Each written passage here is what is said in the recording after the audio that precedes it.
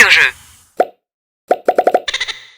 On vous présente aujourd'hui Pizza Rush, un petit jeu familial très agréable pour 3 à 9 pizzaman à partir de 7 ans pour des parties d'une durée d'environ 20 minutes. Dans Pizza Rush, c'est pas compliqué, vous allez devoir gérer votre propre pizzeria et tenter de servir le plus de pizza possible dans le temps qui vous est imparti. Donc, dans Pizza Rush, vous allez devoir, et il vous l'explique bien, séparer votre équipe comme vous le souhaitez. Il n'y a pas de solution miracle, c'est comme un vrai restaurant. Placez les gens où est-ce que vous pensez qu'ils vont être le mieux, mais vous allez voir que rapidement, vous allez devoir vous adapter.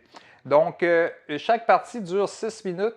On part le chronomètre, le sablier, et c'est parti pour 6 minutes. La personne à l'entrée va lancer un dé pour emmener le premier groupe d'invités. Alors, on parle ici de 3 clients qui viennent s'asseoir à table. On doit les placer pour ensuite prendre leur commande. Les pizzas se retrouvent à l'endos. Donc, 2 fromages pour la table avec une végétarienne. C'est important de noter que la personne au fourneau n'a pas le droit de prendre de notes. Donc, elle doit mémoriser la commande. Donc, ici, on a 2 pizzas fromage qui est constitué de parmesan, mozzarella ainsi que d'olive noire. Attention, c'est comme dans un vrai restaurant, il faut amener les pizzas quand toute la table est prête. La dernière, c'était la végétarienne, si je me rappelle bien. On y va avec basilic, champignons, fromage ainsi que olive noire. Voilà, la table est prête. Je place ça comme je pense que c'était. Et ensuite, on doit vérifier les pizzas. Donc, mes 2 fromagers étaient à la bonne place, la végétarienne également. Je vais pouvoir faire payer la somme de 29 $. Et là, ensuite de ça, là, je suis tout seul dans les cuisines et au service, ça va pas bien. Mais en temps normal, la personne à l'entrée, elle va continuer à recruter des gens, lancer des dés, faire rentrer des clients. Donc, on a 6 minutes, il faut en faire manger le plus possible. Là, j'ai une table de 6.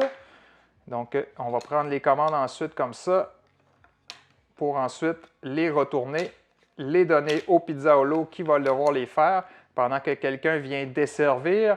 C'est important, on ne peut pas préparer des pizzas déjà prêtes. Là. Il faut vraiment à toutes les fois les enlever. C'est la renommée du restaurant qui est en jeu. Donc, vous allez voir qu'assez rapidement, le 6 minutes est écoulé. Alors, c'est pas compliqué. Quand le temps est écoulé, on va compter les recettes de la journée. Et là, ensuite de ça, on peut se comparer. Il y a plusieurs étapes. Alors, ça va du désastre et de la faillite jusqu'à la pizzeria légendaire. Ils disent de jouer 3 ou 4 parties de 6 minutes et de voir votre progression. Donc, rapidement, vous allez devoir prendre des décisions à savoir comment répartir les choses, placer la nourriture de façon à gagner du temps. Mais c'est un jeu qui porte bien son nom, Pizza Rush, parce que rapidement, là, ceux qui ont déjà travaillé en restaurant vont avoir des flashbacks. On se croit dans un rush de souper dans une pizzeria, vraiment comme si on y était. En résumé, Pizza Rush, c'est un petit jeu familial vraiment sympathique. 3 à 9 personnes peuvent se diviser les rôles dans la cuisine. Assez rapidement, vous allez vous rendre compte qu'on va devoir changer et s'ajuster au fonctionnement pour être sûr d'être plus rapide, plus efficace, comme dans un vrai restaurant. Donc, 3 à 9 personnes à partir de 7 ans pour des parties d'une vingtaine de minutes, c'est Pizza Rush. Je vous présente une nouveauté du mois d'avril qui a été très populaire. Il s'agit de Capitaine Flip. C'est un jeu pour 2 à 5 joueurs à partir de 8 ans, des parties rapides d'une vingtaine de minutes également. Donc, dans Capitaine Flip, vous allez devoir piger au hasard dans un sac des personnages que vous allez devoir apposer sur votre navire. Une petite mécanique intéressante dans Capitaine Flip, c'est que vous allez piger au hasard dans le sac en regardant seulement qu'un seul côté. Si, par exemple, le cuisinier ici ne fait pas votre affaire, vous allez pouvoir le flipper et prendre celui qui est à l'endos. Par contre, attention, si vous décidez de le retourner de bord, vous ne pouvez plus revenir en arrière. Vous allez devoir assumer votre choix et vivre avec le personnage que vous avez pris. Donc, le but est de compléter les colonnes en commençant par le bas. Et chaque personnage va créer des combinaisons en fonction des autres personnages qui sont autour d'eux. Comme par exemple, celui-là, c'est le charpentier. À la fin de la partie, vous allez prendre 3 pièces s'il n'y a plus aucune canonnière dans sa ligne et dans sa colonne. Donc, pour l'instant, c'est facile, il est seul, mais assez rapidement, vous allez ajouter des personnages où est-ce que vous allez devoir utiliser la ligne ou la colonne pour faire des combinaisons. À chaque fois que vous complétez une colonne, vous avez un bonus que vous pouvez récupérer. Et à la fin de la partie, il y a des personnages qui ont des événements qui sont juste à la fin de la partie. Donc, vous voyez, par exemple, lorsque c'est en jaune, c'est une action qui va se faire immédiatement avec le résultat immédiat, alors que si elle est en grise, comme ici, c'est seulement qu'à la fin de la partie que ça va avoir effet.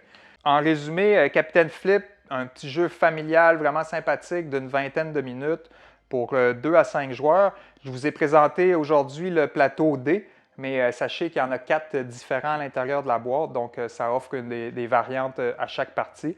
Mais c'est un petit jeu que les enfants à partir de 7-8 ans vont pouvoir facilement s'intégrer parce qu'il n'y a pas grand-chose à lire. Une fois qu'on connaît un peu les personnages, là, on va rapidement être capable de savoir qu'est-ce qu'ils font et comment bien les placer pour maximiser nos gains.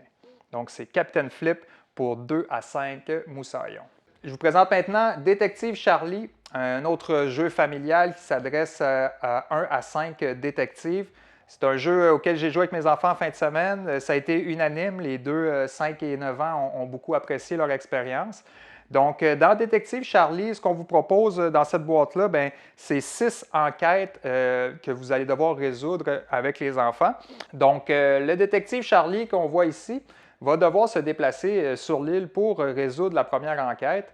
Donc, on a un résumé de l'enquête. Ici, là, par exemple, sur la plage des Étoiles, il y a une tache de 15 mètres de long qui a été retrouvée et malheureusement, les habitants se sont salis sur la plage.